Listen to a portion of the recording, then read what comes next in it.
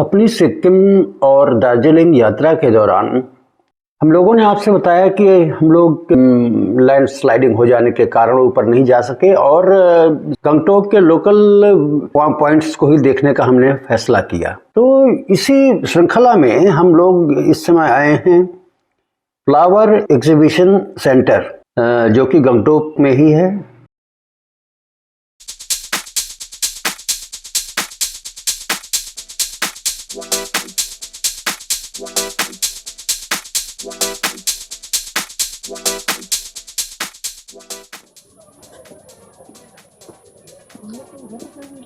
चारों तरफ हरा भरा माहौल, बेहद खूबसूरत माहौल देख रहे हैं।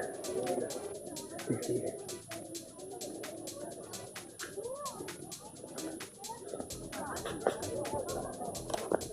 और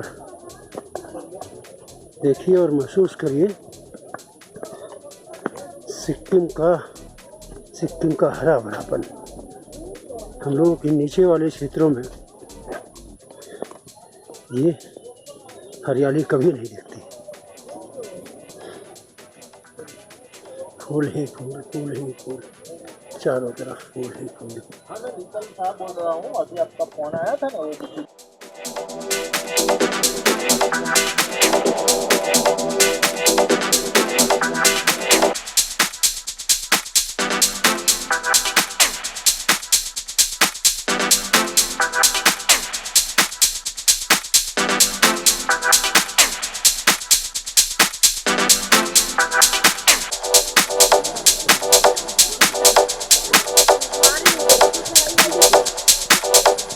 फूल कैसा है?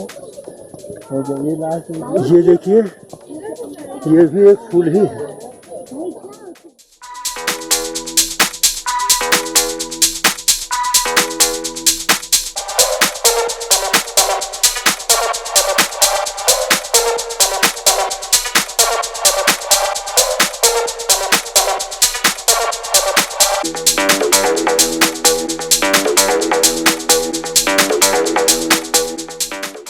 और साहब चल पड़ी हमारी गाड़ी दार्जिलिंग की ओर, क्योंकि समय भी नहीं उसमें हमको दार्जिलिंग की भी अपनी यात्रा पूरी करनी है। तो हम लोग सीधा जा रहे हैं दार्जिलिंग की ओर।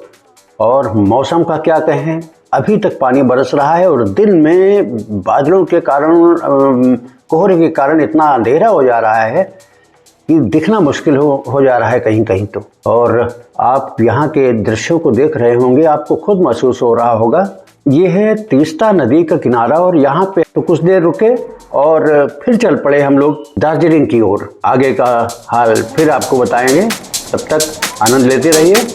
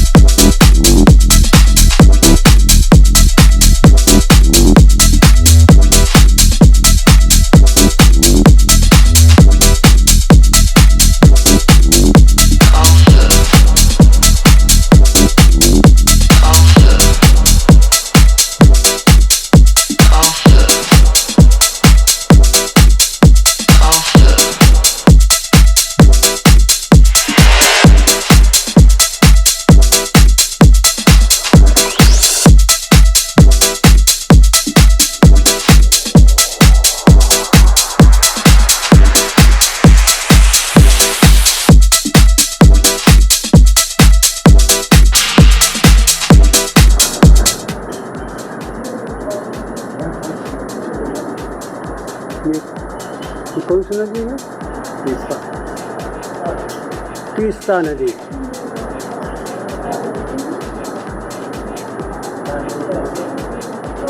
पश्चिम बंगाल की ओर बढ़ती हुई।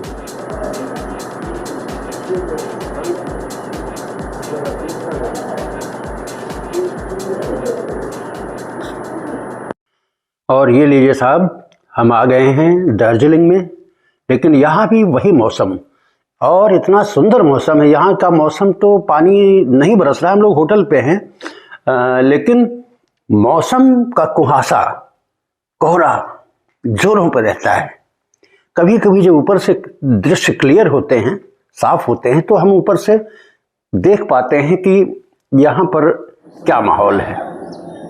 अभी हम लोग यहीं पर हैं, आपको ऊपर से दृश्य दिखा रहे हैं, फिर चलेंगे नीचे और आपको दार्जिलिंग के दर्शन कराएंगे। बहुत ही सुंदर शहर, प्राकृतिक संपदा से भरा हुआ ये शहर आपको मोहित कर लेगा।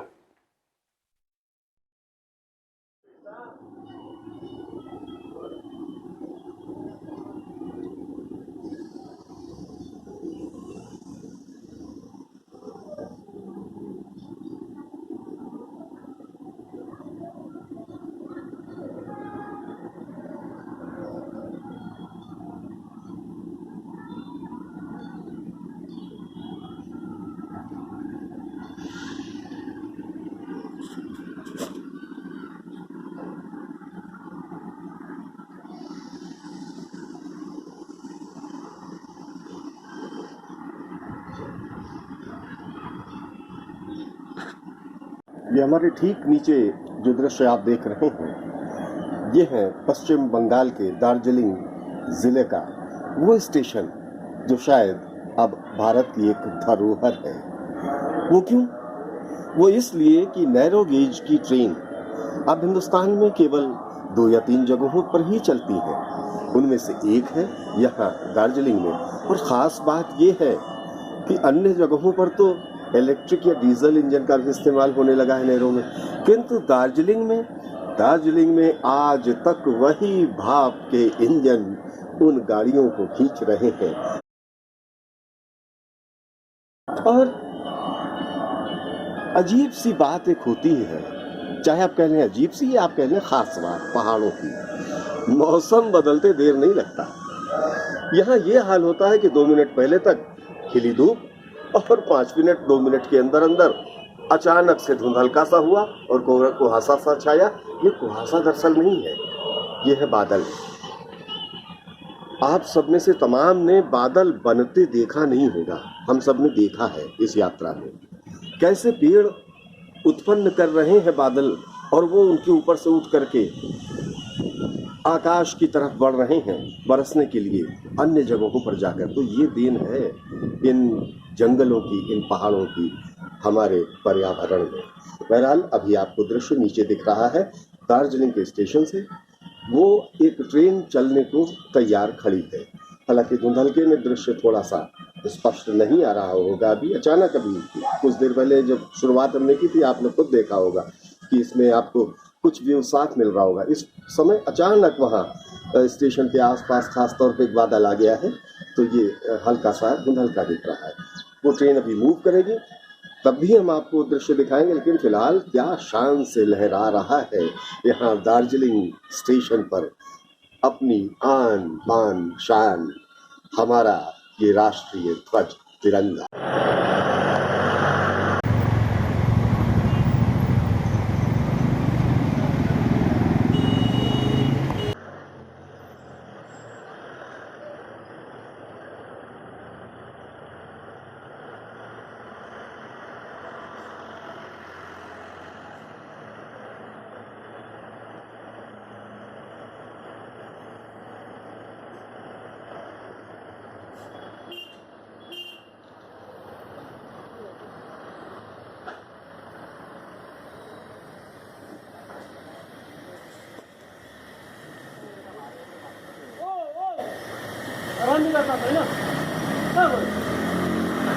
इंजन की रिपेयरिंग हो रही है, आप देख सकते हैं। ये संभाल करके अंग्रेज़ों के ज़माने का इंजन है, इसको अभी तक संभाल करके रखा गया है और बराबर इसकी मेंटेनेंस होती रहती है।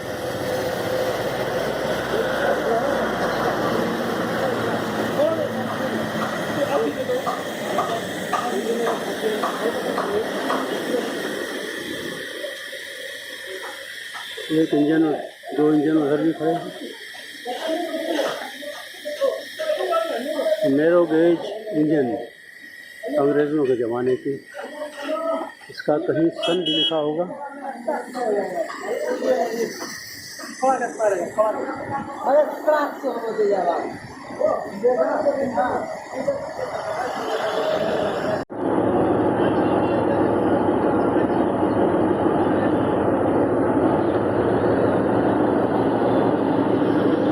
ये है डीजल इंजन। ये ट्रेन यात्रियों को पहाड़ों पे ले जाती है और तमाम सुरंगों से होती हुई गुजरती है और एक बेहद रोमांचक यात्रा का आनंद देती है। ये देखिए इस समय जोड़े जा रहे हैं इंजन।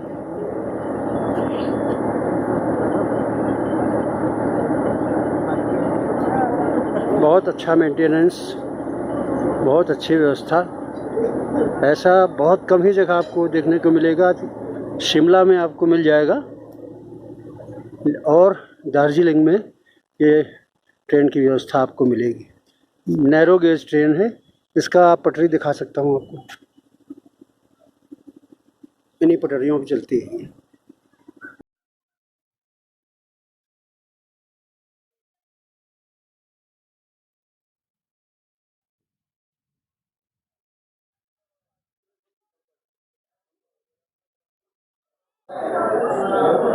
ये है दार्जिलिंग स्टेशन। टॉय ट्रेन का जो स्टेशन होता है वो यही है।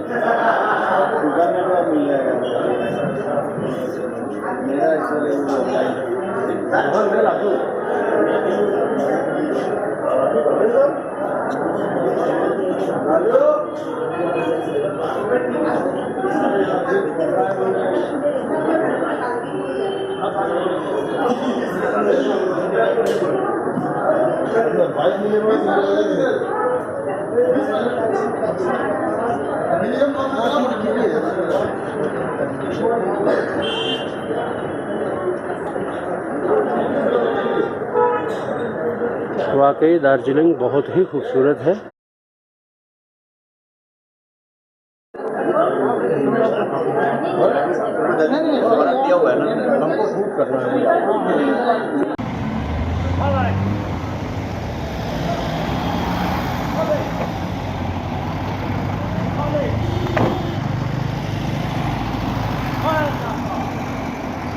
आओ।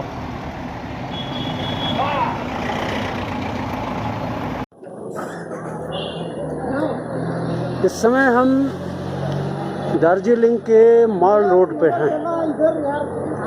अभी दुकानें खुली नहीं हैं, अभी पूरी तरीके से गहमागहमी नहीं है, चढ़ने में प्रॉब्लम हो रही है हम लोगों को।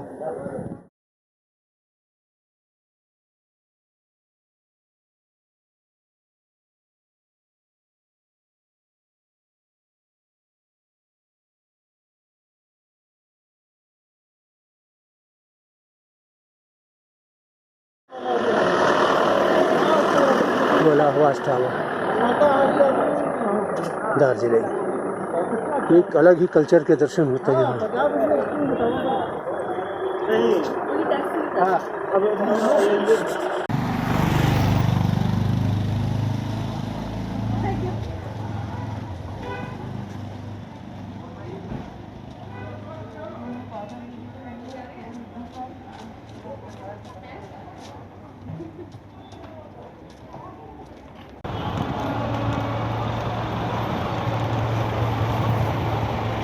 ये भाई साहब चढ़ाई हो गई। अब हम लोगों को ऊपर चढ़ने में इतना कष्ट होगा कि क्या कहा जाए। होटल है हम लोगों का ऊपर और हम लोग को नीचे उतरना पड़ता है दार्जिलिंग स्टेशन के आसपास या कहीं भी जाने के लिए। लेकिन जब उल्टा वापस अपने होटल जाते हैं तो समझ लीजिए कि सारे कर्म हो जाते हैं। जाना तो है ही, ऊंचाई पे रहने वाले हम लोग हैं नहीं, इसलिए आदत पड़ी नहीं।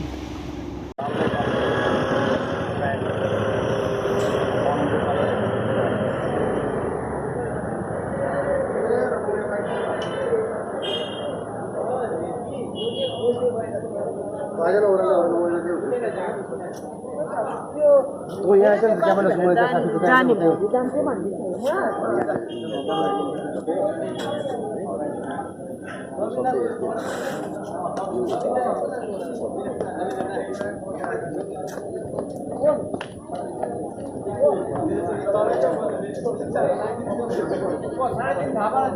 कहाँ नहीं 25 हो।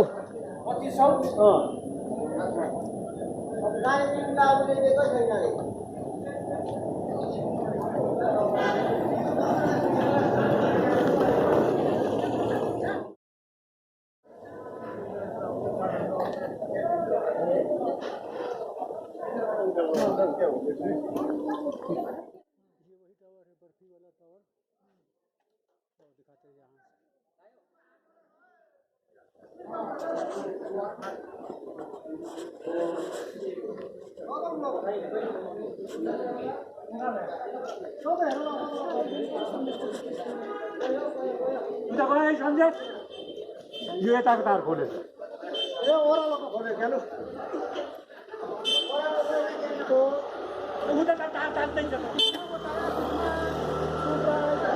ऐसे करूँ क्या लगता है। सेटिंग किया था घड़ी की सुइयों को टेढ़ा करने की, ताकि लड़कियों को कोई दूसरा टाइम दिखाई पड़े। ये नगर महापालिका की बिल्डिंग है, दार्जिलिंग बृहन नगर महापालिका।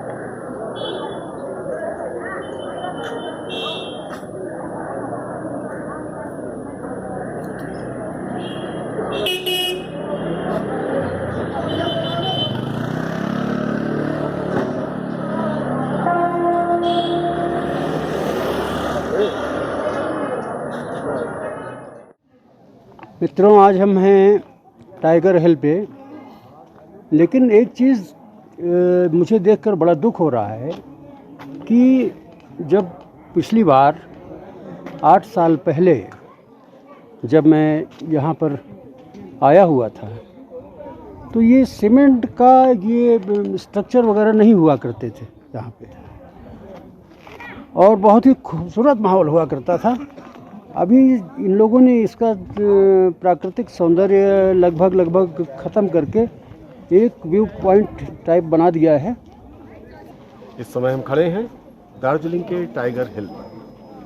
ये जगह मशहूर है सूर्योदय देखने के लिए। इस क्षेत्र में जितने भी पर्यटक आते हैं वो यहाँ आकर सूर्योदय का आनंद लेना चाहते हैं। ये ख़ास बात होती है यहाँ की, किंतु ये मौसम ऐसा है कि कुहासे ने पर्यटकों को काफ़ी मायूसी दे रखी है इन सब मामलों में। दूसरी बात ये जो अटपटी सी लगी, ये बहुत ही स्वाभाविक और प्राकृतिक स्थान है। पिछली बार जब यहाँ हम लोग आए थे तब यहाँ का प्राकृतिक सौंदर्य कुछ अलग दिखाई पड़ता था, किंतु अब हम देख रहे हैं कि इस क्षेत्र में ये टाइगर हिल जैसी जगह पे भी कंक्रीट का जंगल खड़ा किया जा रहा है।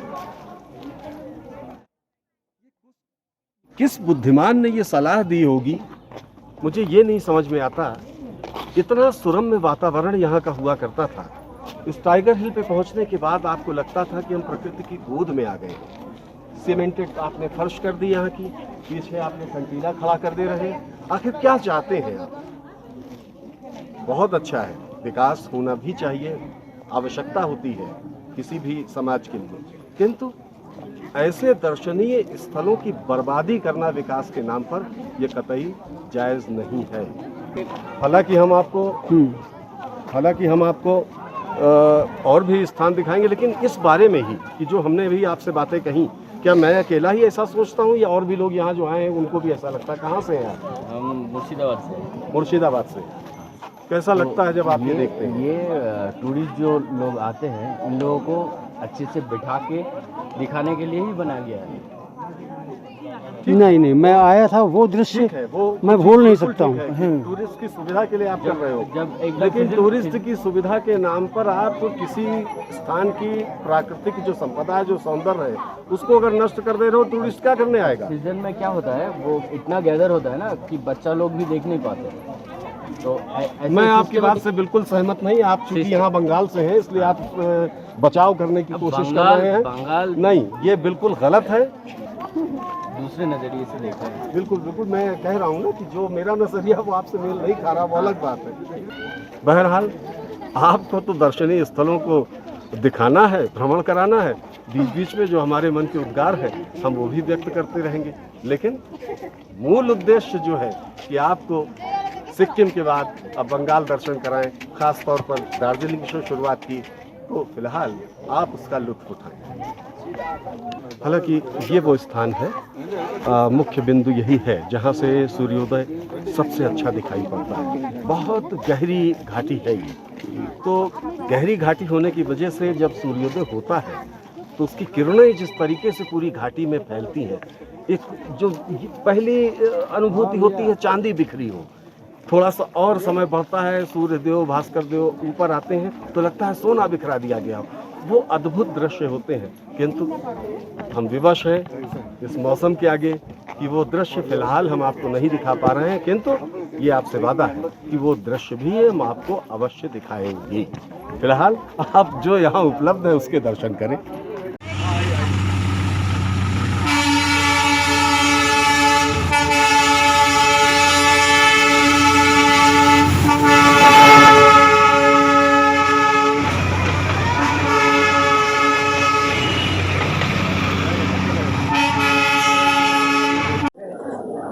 ये है दार्जिलिंग का मार्केट। यहाँ पे व्यापारिक सेंटर है, यहाँ पे तमाम चीज़ें आपको मिल जाएगी।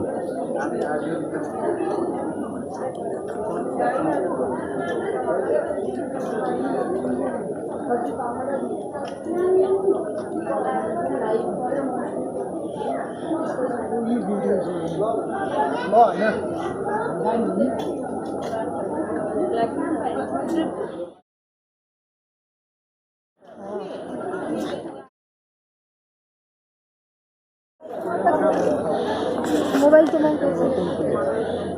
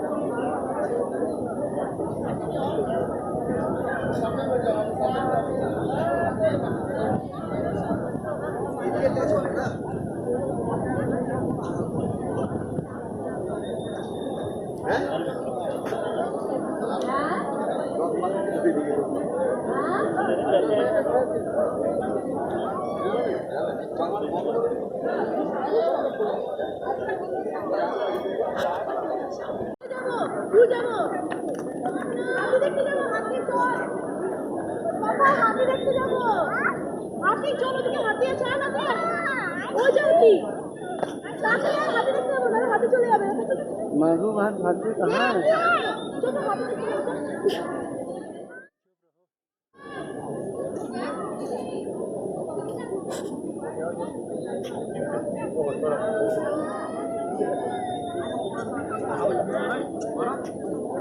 या तो ठीक है